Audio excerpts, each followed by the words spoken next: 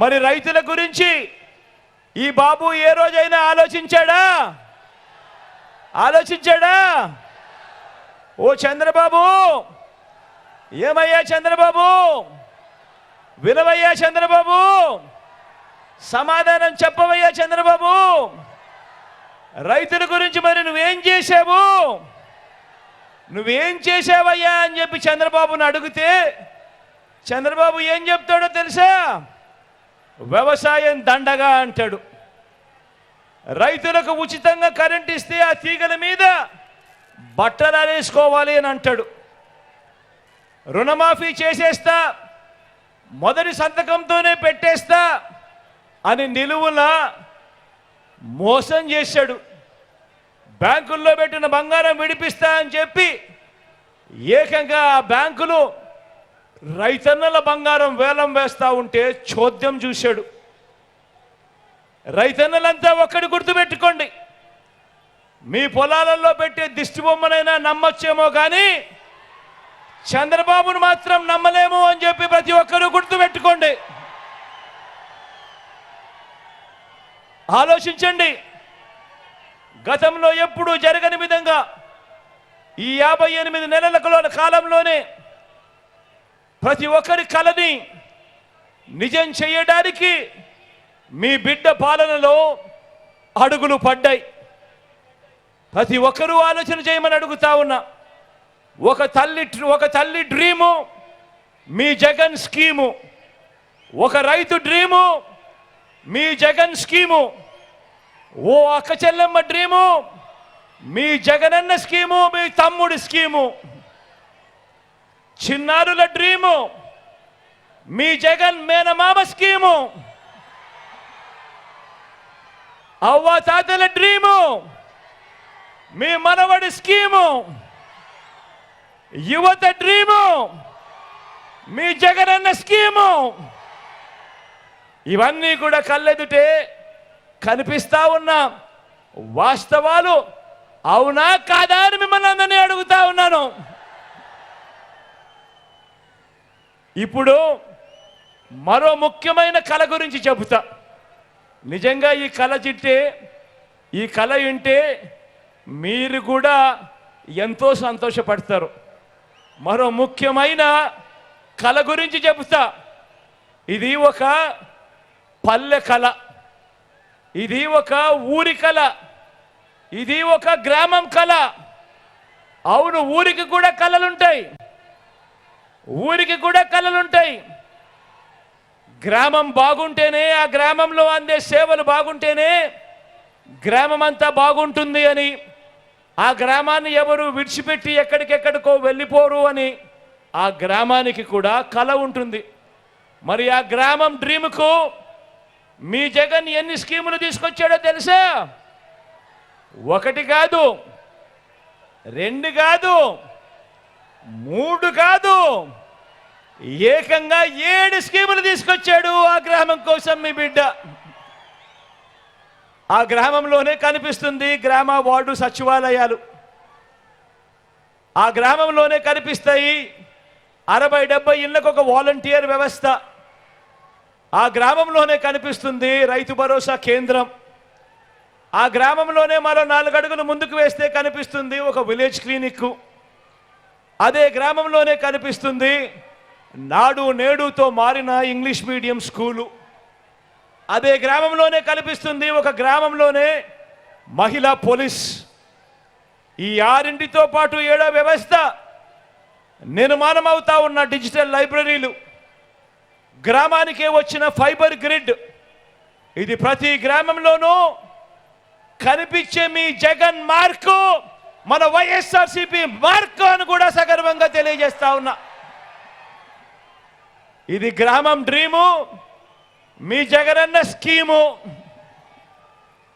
గ్రామానికే కాదు, మన రాష్ట్రానికి కూడా ఒక డ్రీమ్ ఉంటుంది. రాష్ట్రానికి ఉన్న డ్రీమ్ గురించి మాట్లాడదామా?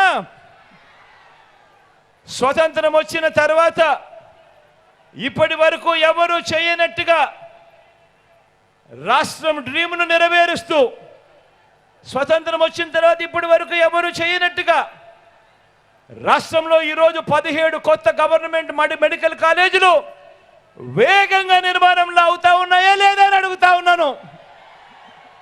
మీ విజయనగరంలోనే కనిపిస్తా ఉందా అని అడుగుతా ఉన్నాను. 4 కొత్త పోర్టులు, 10 ఫిషింగ్ హార్బర్లు, 6 ఫిష్ ల్యాండింగ్ సెంటర్లు, కొత్తగా 26 జిల్లాలు, 15,000 గ్రామ వార్డు సచివాలయాలు, 11,000 విలేజ్ వార్డు క్లినిక్లు, 11,000 రైతు భరోసా కేంద్రాలు, ఇప్పటికే 3,000 డిజిటల్ లైబ్రరీలు, గ్రామానికే ఫైబర్ గ్రిడ్, మారుమూల గిరిజన ప్రాంతాలకు కూడా సెల్ టవర్లు, ఇంటర్నెట్ కనెక్టివిటీ, ఎయిర్పోర్ట్ల విస్తరణ, కొత్తగా భోగాపురం ఇంటర్నేషనల్ ఎయిర్పోర్ట్ వాయువేగంతో పనులు, 3 ఇండస్ట్రియల్ కారిడార్లు, 10 ఇండస్ట్రియల్ నోడ్స్, 1,00,000 కోట్లకు పైగా పెట్టుబడులు. ఇలా రాష్ట్రం కలల సాధన కోసం ప్రతి అడుగు వేసింది మీ జగన్, మీ బిడ్డ, మీ అన్న, మీ తమ్ముడు. జరిగినది ఈ 58 నెలల కాలంలోనే. ప్రతి స్కీము తీసుకువచ్చింది మీ బిడ్డ ప్రభుత్వం కాదా అని అడుగుతా ఉన్నా. డ్రీమ్ ప్రజలదైతే స్కీము జగన్ది, మీ బిడ్డది. అవునా కాదా అని అడుగుతా ఉన్నా మీ అందరితో కూడా.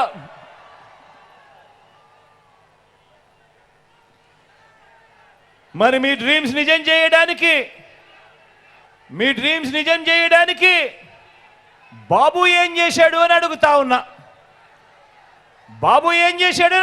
ఉన్నా. స్కీములు ఎలాగూ లేవు, స్కాములు మాత్రం చాలా ఉన్నాయి. రాష్ట్రాన్ని దోచుకోవడము, దోచుకున్నది పంచుకోవడము, ఇది చంద్రబాబు చేసిన ఘనకార్యం. ఆలోచన చేయమని అడుగుతా ఉన్నా. మీ బిడ్డ పాలన చూశారు, మాట ఇస్తే నిలబడే పాలన మీ బిడ్డలో కనిపించింది. మరి చంద్రబాబు పాలన చూశారు, ప్రతి ఎన్నికలప్పుడు రంగురంగుల మేనిఫెస్టో అని తీసుకొస్తాడు. ప్రతి ఎన్నికలు అయిపోయిన తర్వాత ఆ మేనిఫెస్టోను చెత్తబుట్టలో పడేస్తాడు. ప్రజలందరినీ కూడా ప్రతి అడుగులోనూ కూడా మోసం చేస్తూ వస్తాడు. ఆలోచన చేయమని అడుగుతా ఉన్నాను. చంద్రబాబు నాయుడు గారిని నమ్మాలనా వద్దా అని ప్రతి ఒక్కరూ ఆలోచన చేసుకోమని కోరుతా ఉన్నాను. మీ అందరితో కూడా ఒక్కసారి ఇంటికి వెళ్ళి ఆలోచన చేయమని కోరుతా ఉన్నాను. ఇదే పెద్ద మనిషి చంద్రబాబు నాయుడు 2014లో తాను ఏం చెప్పాడు, తాను ఏం చేశాడు అన్నది కూడా ఒక్కసారి అందరూ కూడా మర్చిపోకుండా ఆలోచన చేయమని కోరుతా ఉన్నాను. 2014 ఒక్కసారి గుర్తు తెచ్చుకోమని అడుగుతా ఉన్నాను. ఆ చంద్రముఖి పాలనను ఒక్కసారి గుర్తు తెచ్చుకోమని అడుగుతా ఉన్నాను. ఆ చంద్రముఖి పాలనలో 2014లో ఇదే పెద్ద మనిషి చంద్రబాబు నాయుడు గారు ముగ్గురి కూటమి, 3 పార్టీలతో కూటమిలోకి వచ్చాడు. ఇదే ముగ్గురి కూటమితో 2014లో ఇవే 3 పార్టీలు గుర్తున్నాయా? 2014లో మీ ఇంటింటికి పంపించిన ఈ పాంఫ్లెట్ గుర్తుందా అన్నా? ముఖ్యమైన హామీలు అని అంటూ 2014లో ఇదే 3 పార్టీలతో కూటమి. ఒకవైపున చంద్రబాబు కనిపిస్తాడు, మరోవైపున దత్తపుత్రుడు కనిపిస్తాడు, పక్కనే ఢిల్లీ నుంచి తెచ్చుకున్న మోడీ గారి ఫోటో కూడా కనిపిస్తుంది. కింద చూస్తే చంద్రబాబు నాయుడు గారి సంతకం కూడా కనిపిస్తుంది. ముఖ్యమైన హామీలు అని అంటూ 2014లో ఈ పాంఫ్లెట్ ప్రతి ఇంటికి చంద్రబాబు నాయుడు గారు పంపించాడు. పంపించడమే కాదు, తన ఈనాడులోను, తన ఆంధ్రజ్యోతిలోను, తన TV5లోను అడ్వర్టైజ్మెంట్లతో ఊదరగొట్టాడు. గుర్తున్నాయా చంద్రముఖి రోజులు? గుర్తున్నాయా అన్నా? ముఖ్యమైన హామీలు అని అంటూ మీ ఇంటింటికి పంపించిన ఈ పాంఫ్లెట్లో ఆయన రాసిన ముఖ్యమైన హామీలు చదవమంటారా? జరిగాయా లేదా మీరే చెప్తారా? చదవమంటారా అక్క? చదవమంటారా అన్నా? చదవమంటేనే తల్లి. ముఖ్యమైన హామీ అనంటూ రైతు రుణమాఫీపై మొదటి సంతకం చేస్తానన్నాడు. మరి 87,612 కోట్ల రూపాయల రుణాలు మాఫీ అయ్యిందా? అయ్యిందా? రెండు చేతులు పైకెత్తాలబ్బా. ఇలా ఇలా ఇలా ఇలా ఇలా ఇలా ఇలా ఇలా ఇలా ఇలా ఇలా ఇలా ఇలా ఇలా. రెండో ముఖ్యమైన హామీ, పొదుపు సంఘాల రుణాలన్నీ పూర్తిగా రద్దు చేస్తామన్నాడు. 14,205 కోట్ల రూపాయలు కనీసం ఒక్క రూపాయి అయినా మాఫీ చేశాడని అడుగుతా ఉన్నా నేను.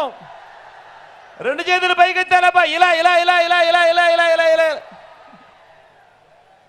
ఇంకా ముందుకు పొమ్మంటారా? ఆడబిడ్డ పుట్టిన వెంటనే మహాలక్ష్మి పథకం కింద 25,000 రూపాయలు బ్యాంకులో డిపాజిట్ చేస్తామన్నాడు. ఏమక్క చేశాడా? ఏమన్నా చేశాడా? ఏం చెల్లెమ్మ చేశాడా? ఒక్క రూపాయి అయినా చేశాడా? రెండు చేతులు పైకెత్తాలబ్బా. ఇలా ఇలా ఇలా ఇలా ఇలా ఇలా ఇలా ఇలా